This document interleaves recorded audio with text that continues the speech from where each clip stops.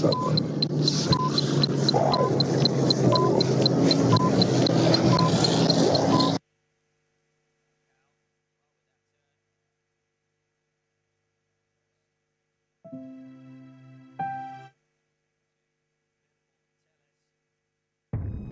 चौदह अगस्त तारीख की सबसे बड़ी हिजरत, सबसे बड़ी कुर्बानी का दिन, अहद वफा निभाने का दिन। करोड़ों पाकिस्तानियों का शुक्रिया जो अपने हक के लिए उठे लेकिन किसी के सामने झुके नहीं। शुक्रिया पाकिस्तान के करोड़ों आवाम का जो एक आवाज बने, एक साज बने। शुक्रिया मेरे मजदूरों, किसानों, बच्चों, बुजुर्गों और जवानों। नए इम्कान की जानिब नई उड़ान।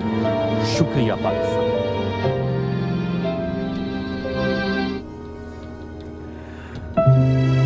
बिस्मिल्लाहिर्रहमानिर्रहीम, अस्सलाम वालेकुम। यह है प्रोग्राम हर लम्हा पुरजोश।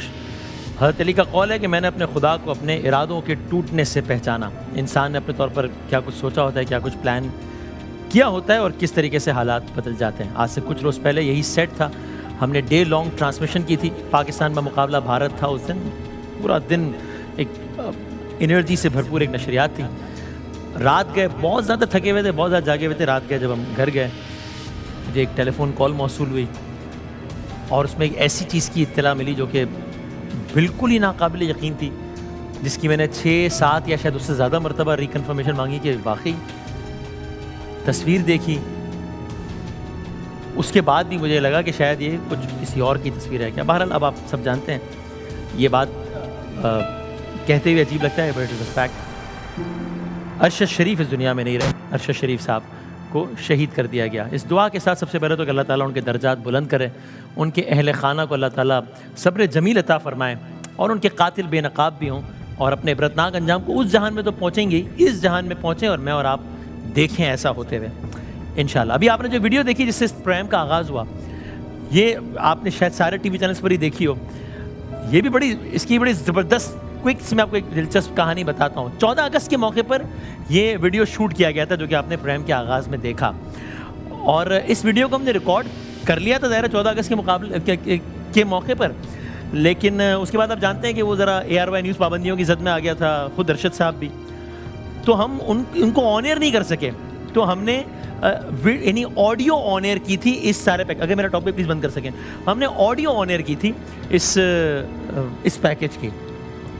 उसके बाद अब जब अरशद शरीफ साहब की शहादत हुई है, तो ये video which was suppose to be aired on 14 अगस्त, 14 अगस्त में फिर ARY न्यूज़ ही बंद था, तो उनकी शहादत के बाद ये वीडियो चली और फिर ऐसी चली कि पूरे पाकिस्तान के हर चैनल पर आज ये वीडियो चल रही है। तो आखिरी ऑन रिकॉर्ड, ऑन जॉब, क्योंकि ज़ाहिर उसके बाद तो पाकिस्तान से बाहर चले गए थे, अरशद शरीफ साहब ने जो वीडियो रिकॉर्ड कराई वो ये पाकिस्तान का तराना, पाकिस्तान की आवाज़ थी, जो कि उन्होंने अपने अंदाज में रिकॉर्ड कराई और उन्होंने कहा शुक्रिया पाकिस्तान।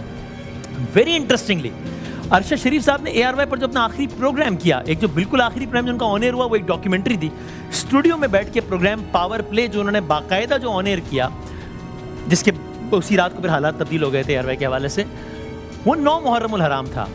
ज़ाहिर है 10 मुहर्रमुल हराम आशूरा इमाम हुसैन। तो उन्होंने उस प्रोग्राम में इख्तितामी उस प्रोग्राम में ये अल्फाज कहे थे। तो देखिए अरशद शरीफ साहब का ARY न्यूज़ पे जो आखिरी प्रोग्राम उन्होंने किया, उस प्रोग्राम का इब्तिदाइया जो उन्होंने आगाज़ किया इन अल्फाज से अपने सबसे आखिरी प्रोग्राम का देखिए। पाकिस्तान और दुनिया भर में लाखों देखने और सुनने वालों को अरशद शरीफ का सलाम। नाज़रीन, आज 9 मुहर्रमुल हराम और हज़रत इमाम हुसैन की याद में मुल्क भर में मातमी जुलूस निकाले गए और हज़रत इमाम हुसैन की ज़िंदगी से हमें एक सबक मिलता है। जुल्म के आगे सर झुक नहीं सकता, कट तो सकता है। सो ये वो आखिरी प्रोग्राम था जो ARY न्यूज़ पे अरशद शरीफ साहब ने किया। और अब से कुछ लम्हात पहले का ये मंजर देखिए, आज के ही दिन का, अब से कुछ घंटों पहले की ये फुटेज आप देखिए, जो कि अरशद शरीफ साहब की आखिरी आरामगाह की है, जो कि कब्र की है। ये कब्रिस्तान है जहाँ पर शहरियों ने, आम लोगों ने आकर दिए रोशन किए हैं। एक तवील कतार, क्योंकि मैं ज़ाहिर है वहाँ पर था तदफीन के वक्त, तो आई कैन टेल यू कि ये जो आपने जहाँ से अभी शायद आपको इस वीडियो में आइडिया ना हो पाए, लेकिन जहां से दिए लगे हुए वो जगह कब्र से बहुत दूर है, यानी कब्र से बहुत पहले से एक कतार लगी हुई है दियों की, और फिर कब्र पर फूलों का एक अंबार है जो कि आम लोगों ने, जब जीने देख रहे हैं ना, ये जीने आगाज में फिर आगे तक चलते चले जाइए, तो फिर वो कोने पे जाके एक शजर के पास उनकी आखिरी आरामगाह, उनकी कब्र है। तो ये वो फुटेज है। सो जाहिर है मौत बरहक है, किसने जीना है, कौन ये दावा कर सकता है कि वो हमेशा रहेगा, लेकिन जिस अंदाज से एक शहीद का खिताब मिलना और फिर जिस अंदाज से लोगों ने उनकी नमाज जनाजा में शरीक होकर वालेहाना मोहब्बत का इजहार किया। सीनियर सहाफ़ी मज़हर अब्बास साहब पाकिस्तान की तारीख़ के बहुत सारे बाब देख चुके हैं, उनके अल्फाज हैं, जियो टेलीविज़न से वाबस्ता हैं, कहते हैं मैंने अपनी ज़िंदगी में कभी किसी सहाफ़ी का इतना बड़ा जनाजा नहीं देखा। तो जाना तो सब ने है, और जिस लम्हे जाना है उस लम्हे से एक लम्हा भी पहले या बाद में नहीं जा सकता वो, लेकिन इस अंदाज से गए, शहीद का लफ्ज़ उनके नाम के आगे लगा रहेगा, और इतने ज़बरदस्त अंदाज से उनको लोगों ने रुखसत किया। सो हमने ज़िंदगी आगे चलनी है, ज़ाहिर अभी हम जब ब्रेक के बाद आएंगे हम एक और मौजूद बात कर रहे होंगे, और इसी तरह ये अल्लाह ताला का निज़ाम है, लोग आते हैं, लेकिन लोग जब जाते हैं तो किस अंदाज से जाते हैं ये बड़ा अहम है। सो हमने जिस वीडियो से आगाज़ किया था आज के प्रोग्राम का, जिसमें वो आखिर में अरशद शरीफ साहब कहते हैं शुक्रिया पाकिस्तान, मैं आज ARY न्यूज़ के ARY नेटवर्क के इस प्लेटफॉर्म से कहना चाहता हूँ शुक्रिया पाकिस्तान, किस बात का कि आप सब ने अरशद शरीफ साहब की वालिदा के अल्फाज की लाज रखी। कई घंटे मेरे गुजरे उनके साथ, तो उन्होंने ये बहुत मरतबा कहा, और फिर एक मरतबा तो कैमरे के सामने भी कहा, जो आप सबने देखा, कि मैं चाहती हूँ कि बहुत सारे फूलों के साथ जैसे एक शहीद का जनाजा जाना चाहिए, उस अंदाज से मेरे बेटे का जनाजा जाए। जब से उनकी वालिदा की ये रिक्वेस्ट हमने ऑन एयर की, उसके कुछ घंटों बाद से शहरी आए और फूलों का अंबार लगा दिया, और आज भी जब ये तीसरी रात उनकी कब्रिस्तान में, कब्र में, तब भी लोगों ने इतनी बड़ी तादाद में ये फूलों का नजराना, दुआओं का नजराना पेश किया।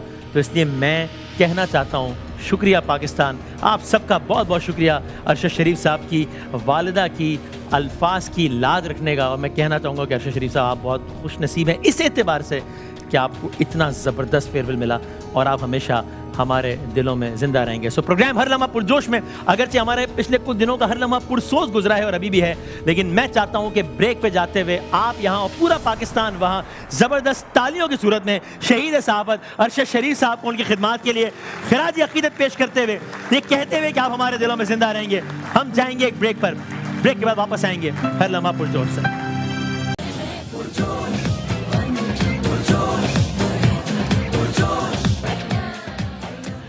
खुश आमदीद कहते हैं आपको एक बार फिर। आप देख रहे हैं कोका कोला हर लम्हा पुरजोश, brought to you by WB by Himani and Emirates airlines. So Pakistan का वर्ल्ड कप का सफ़र बहुत ज़्यादा मुश्किलात में आ गया है।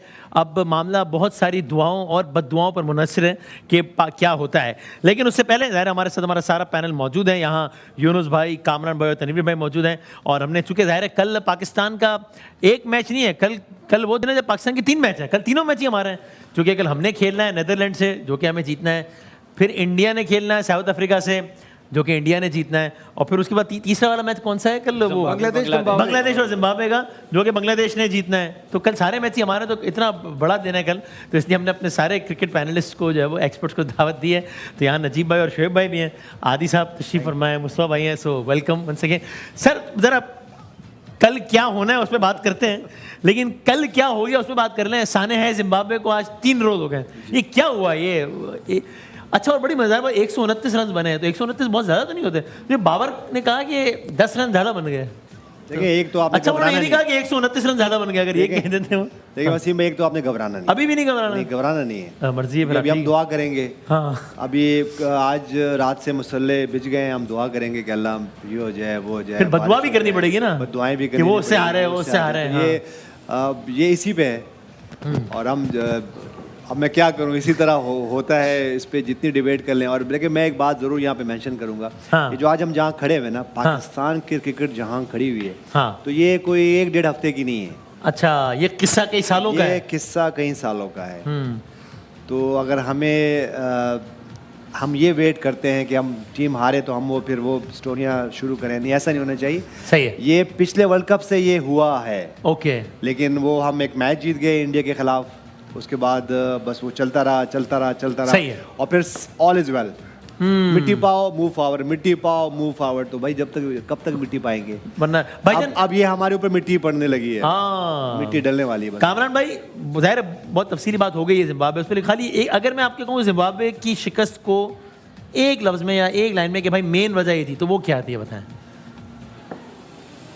मेरे ख्याल से डर अच्छा, के आपको क्रिकेट लगा खेल यार रहे हैं। एक लाइन में कैसे बताऊं, इतना सारी गलतियां हैं, कैसे एक लाइन? हाँ, डर के खेल रहे हैं। डर के खेल रहे हैं। हाँ अच्छा दिलेरी के साथ नहीं खेल रहे।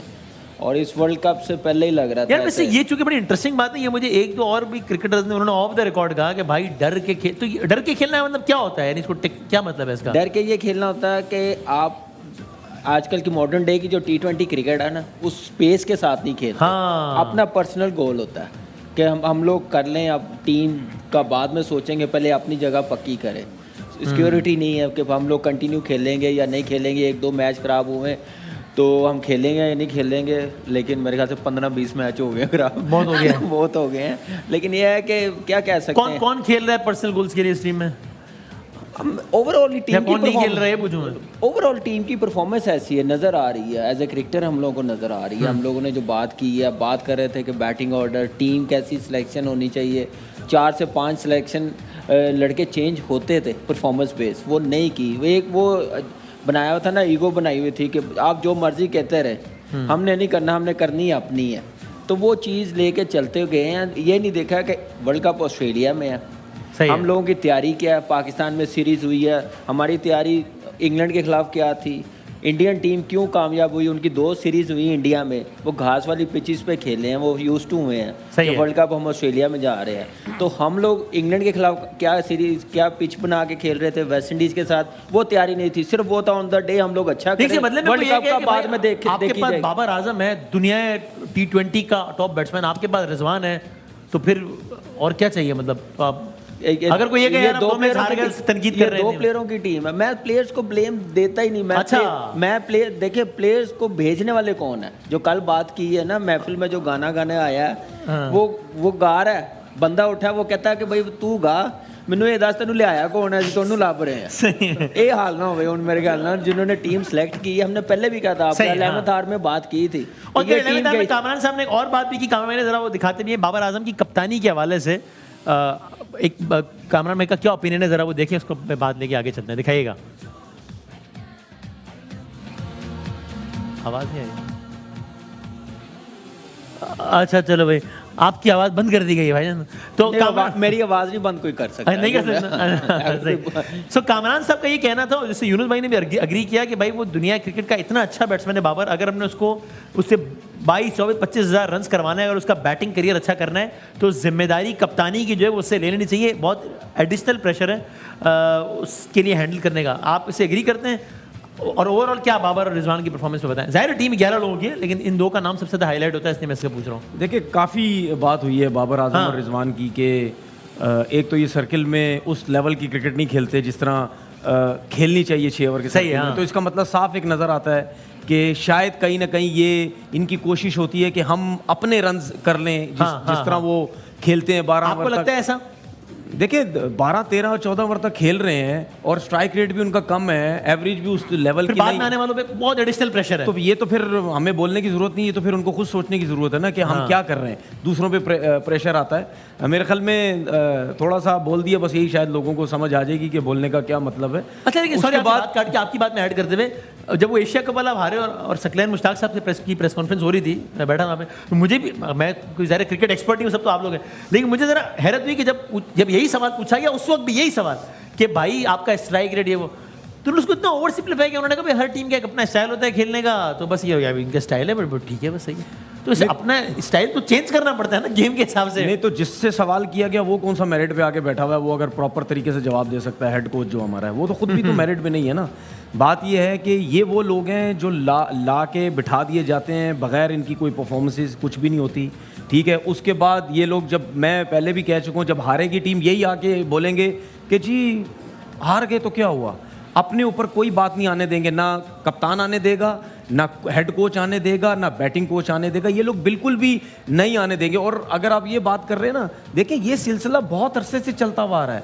मैं सुनता हूँ लोगों को छुपाने की कोशिशें करते हैं, खुल के बात नहीं करते। भाई छोड़े दोस्ती यारी, सब कुछ छोड़ें, आप लोगों ने पाकिस्तान के लिए क्रिकेट खेली है, जो चीज़ सीधी होती है उसको सीधी आके टीवी पे बात किया करें कि ये गलत है। ये मत सोचा करें मैंने उसके साथ क्रिकेट खेली, मैंने उसके साथ क्रिकेट खेली, उसका नाम ले लूंगा, वो बुरा मना जाएगा, नेक्स्ट टाइम मेरी उससे बात नहीं होगी, वो मुझसे फ़ोन पे बात नहीं करेगा। ये चीज़ें छोड़ दें भाई।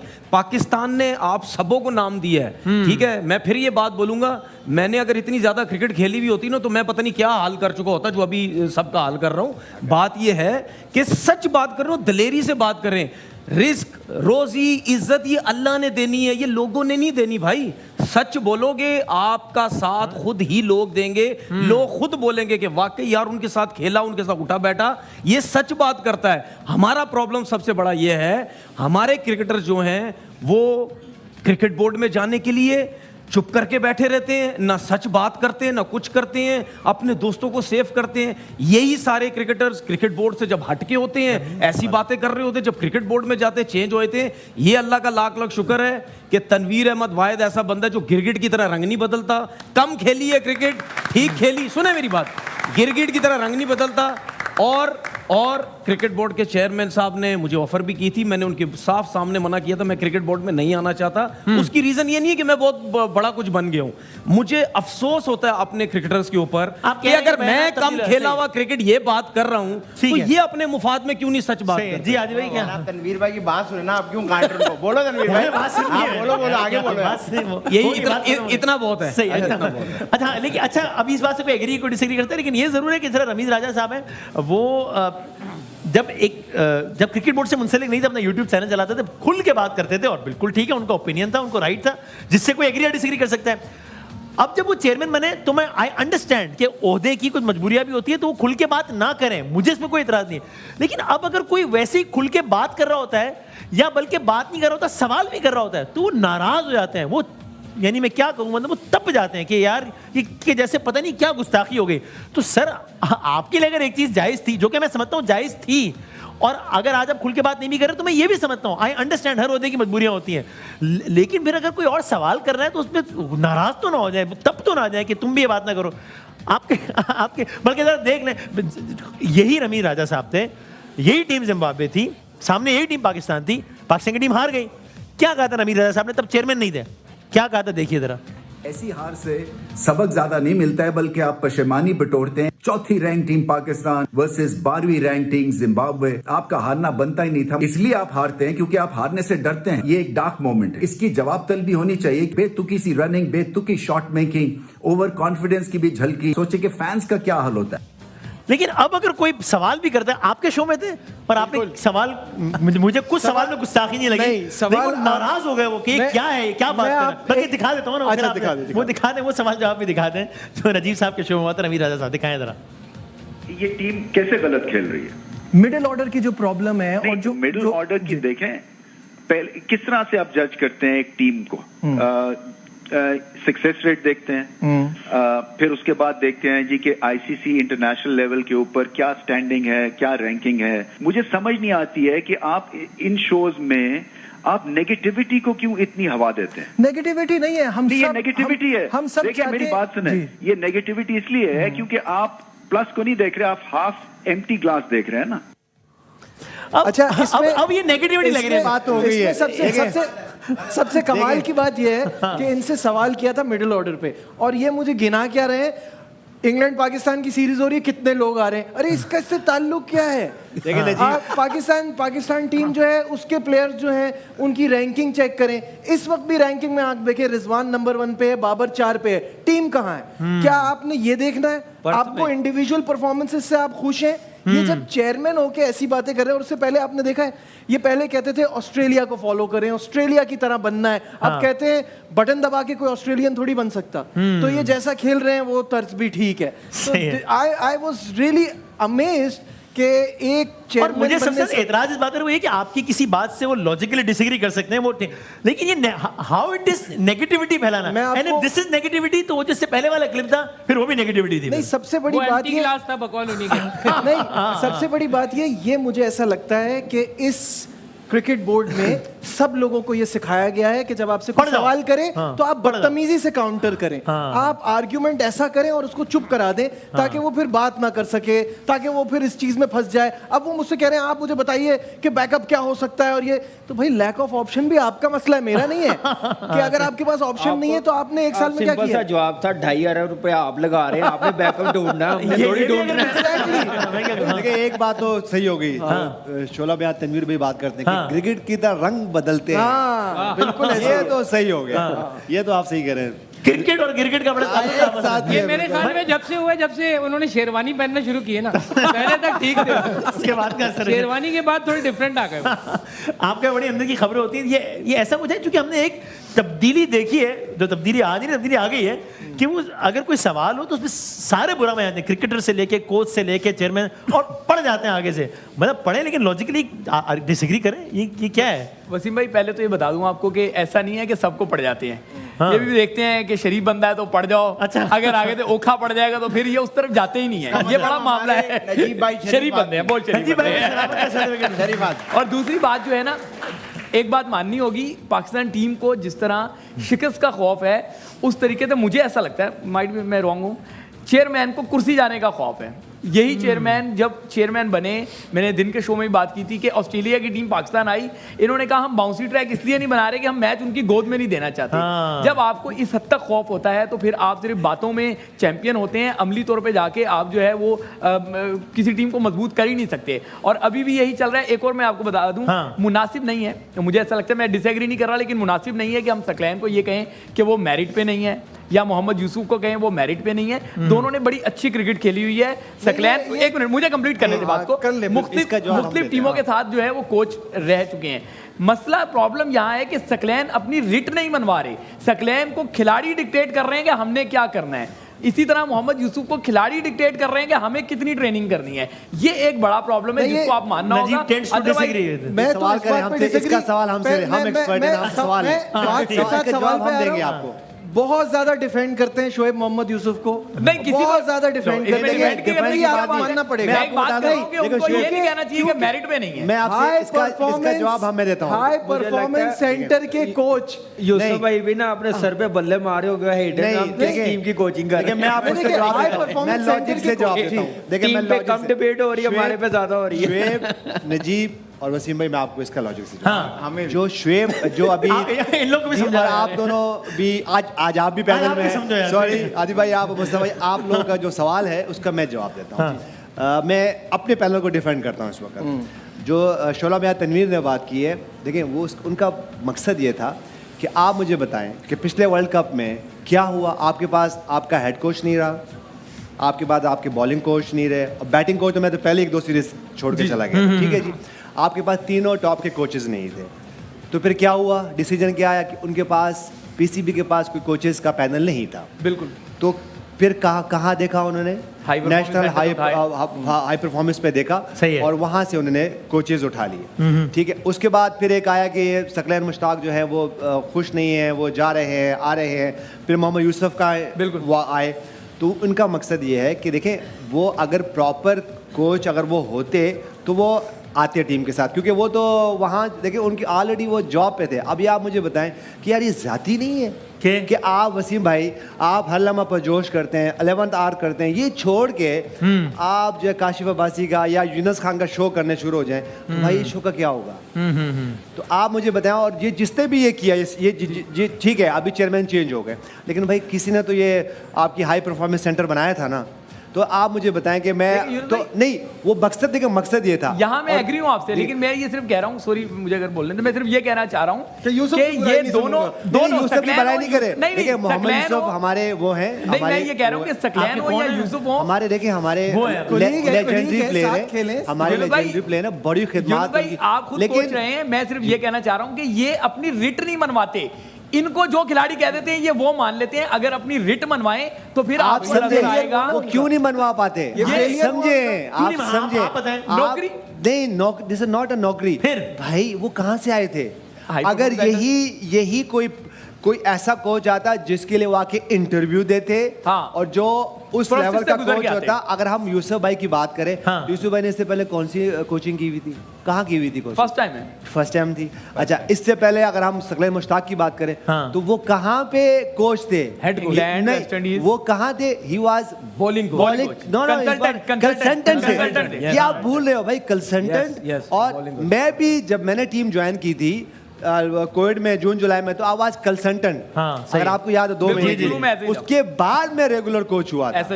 तो ये देखिए कंसल्टेंट होने में, और जो तनवीर शोला भैया तनवीर बात कर रहे हैं, वो क्योंकि गुस्से में है, और गुस्से में क्यों है वो जो पाकिस्तान टीम के साथ हो रहा है। और आज देखिए नजीब 2 दिन 3 दिन पहले क्या हुआ, जब हम जिम में थे, डॉक्टर जैनब वो क्या कह रही थी कि भाई मैं वो फैमिली के सामने रो भी नहीं सकती, प्लेयर्स को कुछ बता दें। अच्छा वसीम भाई, आपको भी 50 हज़ारों लोगों ने कहा होगा, ठीक है, सब ये बोलने गया किसी तरह, शुएब आपको भी बताया यार, किसी तरह मैसेज पहुंचा दो यार कि हम रो रहे होते हैं। और ये सिर्फ अभी तो ये तो 2-4 लोग हमें नजर आ गए, ये कामरान अकमल के साथ सब, मैं ये कोई सिंपैथी नहीं हासिल कर रहा हूँ, ये है भाई, ये है सारा पाकिस्तान रो रहा है। शुएब से पूछे फिर मोहम्मद यूसुफ वाली बात पे आप सेटिस्फाई हैं? नहीं, मैंने आपको क्या कहा कि वो हमें उनके शक नहीं है, नॉट अ लॉन्ग टर्म।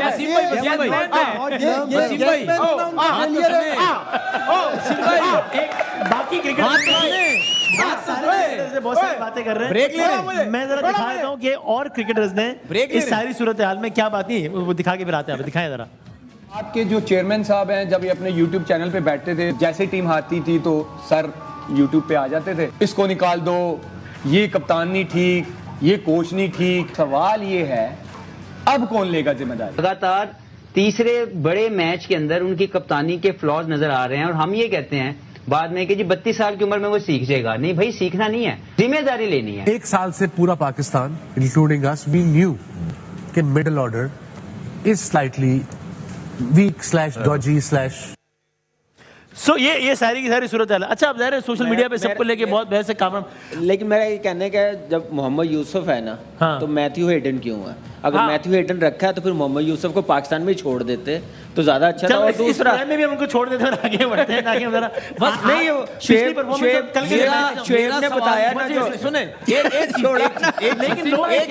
एक चीज जब मैथ्यू हेडन को रखा गया, सबसे पहले तो जब रमीज राजा साहब आए, अरे भाई वो क्रिकेट की तारीख पे बात नहीं करनी यार, वो आगे के मैच में सबसे पहले जब रमीज राजा साहब आए तो मोहम्मद यूसुफ साहब ने रिजाइन क्यों नहीं किया? उन्होंने तो उनकी तो आपस में जब मैथ्यू हेडन आए, जब मैथ्यू हेडन आए उसका भी छोड़ देना चाहिए था। ये तो उनकी मैं कहता जब मैथ्यू हेडन आए तो आपको छोड़ देना चाहिए था ना। अब ये तो सारे उनकी बात ये है वसीम भाई, अरे मुझे ठीक है, जरा आगे बढ़ते है कि एक चीज ऐसी है जो आज तक पाकिस्तानी टीम की बिल्कुल कांस्टेंट एक चीज चलती है। वो क्या है? वो ये है कि हमेशा बच्चे से बड़े हो गए हम, हमेशा ये रहा है कि एक लेवल पे आके होता है कि वो उससे हार जाए, वो उससे जीत जाए, बारिश हो जाए और पता नहीं आ जाए, ये हो जाए, तो कलाबाजियां खा ले, हो जाए तो और भी हमने उन्हीं सिनेरियो से बात करनी है कि कल का दिन हमारे लिए क्यों बहुत अहम है भाई। लेकिन ये बताया ना शुएब जट साहब, वो सारे कह रहे होते हैं कि सोशल मीडिया पे कुछ लोगों की ये भी राय है कि भाई ये cricketers are being very unfair, और आप ये किन लोगों से पूछ रहे हैं वो, तो फिर अभी मतलब साबिक क्रिकेटर से ही पूछेंगे ना, मौजूदा क्रिकेटर से, और किससे पूछेंगे? शेफ से पूछेंगे, किससे पूछेंगे क्रिकेट के बारे में ओपिनियन? यही होगा ना, क्या करेंगे? ऐसा ही है। और फिर मैंने ये भी देखा है कि वही खिलाड़ी जब खेल रहे होते हैं तब उनको बहुत बुरा लग रहा होता है, बाद में जब वो उसी मनसब पे आते हैं तब तबसरा कर रहे होते हैं, तनकीद कर रहे होते हैं, तब वो सब ठीक होता है। तो ये अजीब से कोई रवैया है ना, ये सारी की सारी सूरत हाल। अनफॉर्चुनेटली तो बहरहाल अब ये है सब सूरत हाल। भाई अब ये बताएं कि नेदरलैंड से कल हमारा मैच है, ज़रा ब्रेक पे जाते हैं, लेकिन ब्रेक पे जाने से पहले ज़रा देखें, मतलब ये भी होना था। अब वो नेदरलैंड का जो कप्तान है वो क्या कह रहा है, उसके कल हमारा मैच लगा हुआ उसके साथ, हमें कैसे समझ आएगी वो क्या कह रहा है? नहीं वो अंग्रेजी में कह रहा है ना। अच्छा अंग्रेजी, हाँ, तो आप वो देखें, ब्रेक फिर भी ना है तो मैं अंग्रेजी में समझाता हूँ आपको ब्रेक में। तो नेदरलैंड्स वाले क्या कह रहे हैं हमारी टीम के बारे में, ये देखिए, ब्रेक के बाद तज्जिया करते हैं। I think every team wants to win the game that they play, but yeah, we've obviously seen that Pakistan team is beatable, so that's good to know.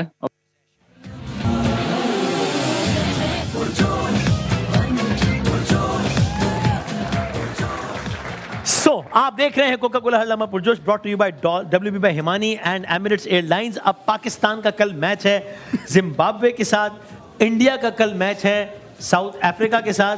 Bangladesh नहीं, पाकिस्तान का किसी मैच आयरलैंड के साथ। सॉरी यार, का कोच था वो, यानी अब कोच भी मतलब नेदरलैंड के मोहम्मद यूसुफ है वो कोच, क्या है वो, ये बात है वही आपके दिमाग में। कल रमीज राजा का मैच किससे? वो बाकी सबसे पड़ा हुआ उनका। तो पाकिस्तान का है नेदरलैंड के साथ। हम भी भूल इंडिया गए। South Africa. हाँ मुझे करेक्ट तो करे यार। और हम भूल गए हैं। बांग्लादेश जिम्बाब्वे। कल हमारा मैच फिर जिम्बाब्वे से जिम्बाब्वे निकलने वाला। सो अब ये सारी की सारी सूरत हाल है। अब आप अपनी प्लेइंग 11 बताएं, तीनों से क्विकली जरा प्लेइंग 11 लेते हैं भाई। दिखाएं यूनुस भाई की प्लेइंग 11 कल दिखाएं। बिस्मिल्लाह। और देखिए ये भाई, अच्छा आप अभी से परेशान हो रहे हैं। हाँ, कल मैच है, आज मैच नहीं है हमारा। बारिश नहीं हुई, उधर हो रही है ऑस्ट्रेलिया में। देखिए जी, मेरी मेरी टीम अगर देखें तो बैटिंग ऑर्डर वही है। मोहम्मद रिजवान है, शान मसूद है, बाबर आजम को नंबर 3 मैंने फिर रखा हुआ है। इफ्तिखार अहमद अच्छे फॉर्म में, मोहम्मद नवाज थोड़ा सा डिफरेंट खेल सकते हैं, शादाब खान है, उसमें खुशदिल शाह को मैंने खुशदिल को शामिल किया अपनी टीम में। जी बिल्कुल, हाँ बिल्कुल मैंने खुश दिल को जो शामिल किया, इससे आपका दिल खुश हुआ। अच्छा, फिर उसके बाद मोहम्मद हसीन और जी बिल्कुल। और अगर कल खेल गए फिर क्या होगा, अंदर जराए। चलो भाई। अच्छा, खुशदिल शाह को डालने की मैं इस और आपने किसको निकाला प्लेइंग 11 में इसलिए किया कि देखिए हमने हैदर अली को हमने चांस दे दिए, ठीक है जी। उसके बाद आसिफ अली को भी हमने चांस दे दिए, सही है, ठीक है। तो इस वजह से इसके अलावा आपके पास इसमें चॉइस क्या है, इसको खिलाएंगे बात। चलो कामरान फखर जमान है, फखर जमान है तो उनका भी कॉन्फिडेंट है ना कोई फखर जमान साइड ठीक हो गए। आज क्या है, आज न्यूज़ क्या है फखर जमान की। आज पीसीबी ने जो है ना खास तौर पे फखर की 2-3 एंगल से वीडियो रिलीज की है। तो कल उसको और ये बड़ा मामला है कि पीसीबी जब वीडियो रिलीज करता है ना, जैसे एशिया कप में हसन अली बिल्कुल बाहर बैठे हुए थे, उनकी वीडियो रिलीज की, अगले दिन वो एशिया कप में पहुंचे हुए थे। ये खेलेंगे कहाँ फखर जमान? कल का लग रहा है ऑडियो वीडियो नंबर पे खेलेंगे, वो 2 डाउन भी खिला देंगे। उनका अगर बस चले तो आजकल फखर जमान खेलेंगे तो कौन से नंबर पे खेलेंगे? 2 डाउन खिला देंगे उसको। हैदर अली को बाहर करके उसको इन कर यार आदि जल्दी अपना सवाल करें, फिर मेरे कैमरा में कभी ऐसा हुआ आपकी भी वीडियो रिलीज हुई हो? मेरी वो वाली वीडियो आज तक रिलीज नहीं हुई। भाई वसीम भाई कप्तान की वीडियो कब आ रही है? बाबर आजम पता नहीं यार, मैं आजकल फॉलो नहीं किया 2-3 दिनों से मैंने क्रिकेट ना। जी भाई मेरी वही प्लेइंग साइड है जो मैंने पहले दिन बनाई। Exactly same. हैदर अली को मैंने ड्रॉप किया, इन्होंने लास्ट मैच में खिलाया था, तो यही कॉम्बिनेशन बनता मेरे ख्याल से, क्योंकि खुशदिल शाह की भी वैसी भी फॉर्म है, स्ट्राइक रेट बेहतर नहीं है। आसिफ अली आया हैदर अली की जगह। बैटिंग ऑर्डर यही है। नवाज को मैं 4 पे देखता हूँ, ठीक है, क्योंकि उसकी फॉर्म ज़्यादा अच्छी है। उसने एशिया कप में भी परफॉर्म किया, ट्रायंगुलर सीरीज में परफॉर्मेंस अच्छी दी है। तो मेरे ख्याल से ये बॉलिंग लाइनअप परफेक्ट है, लेकिन छठे बॉलर को कप्तान यूज करे। 6 बॉलर हम कंप्लीट खिलाते हैं, छठे बॉलर की बारी नहीं आती, उसको जरूर यूटिलाइज करे। तनवीर भाई की टीम देखते हैं। हाँ भाई दिखाएं। अरे ये अच्छी बात है, ये सही है भाई। रणवीर भाई की टीम में पिछली प्लेइंग 11 से कोई चेंज किए? मैंने नहीं कुछ बोला। तनवीर भाई घर से तनवीर भाई के घर से देखिए, मैं फखर जमान को मैंने रखा है टीम में। हाँ अच्छा यार उसकी वजह ये है कि हैदर अली को मैंने ड्रॉप किया है, उनकी परफॉर्मेंस नहीं है। फिर उसके बाद आसिफ अली मैं वैसे ही नहीं उनको लाइक करता, क्योंकि इतने मैच हो गए कुछ नहीं कर रहे। खुशदिल शाह को उनकी परफॉर्मेंस नहीं है। फखर जमान की मैं इस वजह से बात कर रहा हूँ कि उनके पास एक एक्सपीरियंस भी है, ठीक है, काफ़ी टाइम से खेले नहीं है, और सर्किल में हमें प्रॉब्लम हो रही है। बाबर और रिजवान में से कोई एक आध आउट होता है तो इनको सर्किल के लिए यूटिलाइज करें। बाकी जो है आपको मेरी टीम सामने नजर आ रही है। शाहीन को ड्रॉप की है, शाहीन आफरीदी को ड्रॉप किया है मैंने, और मोहम्मद हसनैन उनकी इंजरी की वजह सर्कल में प्रॉब्लम होगी अगर कंपास यूज नहीं करेंगे तो। यार वो सर्कल नहीं आ रही है। अच्छा भाई प्रेडिक्शन दे दे, पाकिस्तान वर्सेस इंडिया कौन जीतेगा? पाकिस्तान वर्सेस नेदरलैंड्स कौन जीतेगा? वो तो हार गए। पाकिस्तान वर्सेस नेदरलैंड कौन जीतेगा? पाकिस्तान को मैच जीतना चाहिए। जीतना तो जिम्बाब्वे से भी चाहिए था, जीत जाएंगे। लेकिन टॉस भी जीतना बहुत जरूरी है। अच्छा ये ना कि कल चेस कर रहे हो, आपके ख्याल में जीत जाएगा पाकिस्तान? ठीक है, दूसरा जो मैच है India versus south Africa. India अच्छे शेप में। हाँ, अब बांग्लादेश वर्सेस जिम्बाब्वे।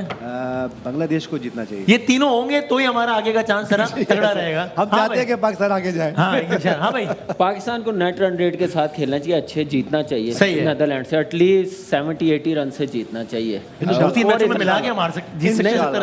देखिए ऐसी टीम को हम 200+ रन करेंगे। इंडिया ने भी आउट किया नेदरलैंड को, साउथ अफ्रीका ने बांग्लादेश को 100। और दूसरे मैच में क्या होगा बस आखिरी एक? दूसरे मैच में मेरा इंडिया की टीम बेहतर शेप में, बांग्लादेश जिम्बाब्वे, और जिम्बाब्वे की अच्छी टीम है। अच्छा हाजी भाई, पाकिस्तान को जीतना चाहिए। और अभी भी नहीं जिताएंगे क्या? हाँ, और साउथ अफ्रीका। अच्छा, और बांग्लादेश जिम्बाब्वे जिम्बाब्वे को तो नहीं जीतना चाहिए। नहीं, हाँ, लेकिन कौन जीतेगा आपके ख्याल में? बांग्लादेश। अच्छा, हाँ जी। पाकिस्तान, हाँ, साउथ अफ्रीका और बांग्लादेश। ओके भाईजान, पहले थोड़ा सा आपको बता जल्दी से दूं, वहाँ 30 सेकंड में। टीम तब्दीलियों पे गौर किया जा रहा है, लेकिन एक खिलाड़ी से ये खबर कहा दे था, रहे हैं, हाँ। एक खिलाड़ी से पूछा था, उसने कहा मैं तो नहीं बैठता। तो एक खिलाड़ी तो नहीं बैठता, तो अब देखें शायद 2 तब्दीलियां हों। कल के मैच में मुझे लगता है कि पाकिस्तान अगर इस बार उस पे जाएगा कि बड़े मार्जिन से जीतना है तो मुश्किल में पड़ सकता है। पाकिस्तान मुश्किल में पड़ सकता है, बस जीत जाए, अल्लाह करे। जनूबी अफ्रीका वहां जीतेगी और उधर जिम्बाब्वे की टीम अच्छी लग रही है। भाईजान आपके ख्याल में क्या होगा? कल मुश्किल जवाब दिया, मैं अपना भूल गया। नेदरलैंड जीतेगा। पाकिस्तान जीतेगा? पाकिस्तान नहीं जीतेगा। नहीं नहीं नहीं भाई आप बता। उसके कोच ने कहा नेदरलैंड जीतेगा? भाई ने बोल दिया बस खत्म। नेदरलैंड जीतेगा। अच्छा, क्योंकि करेंसी भी ऊपर है। तो क्रिकेट के मैच की बात हो रही है, तो वहां भी ऊपर ही यार है। उन बेचारों का भी तो कोई होना यार। हाँ। और इंडिया साउथ अफ्रीका में क्या होगा? साउथ अफ्रीका जीतेगा, क्योंकि उसके हालात सही नहीं है, उसका साथ देना चाहिए। तो श्रीलंका के खराब है यार वो तो। उसका आप दे दो। चलो भाई, देखते हैं क्या होता है। जिंदगी सेहत रही तो कल मिलेंगे इंशाल्लाह। तब तक के लिए अल्लाह हाफ़िज़। नासिर, पाकिस्तान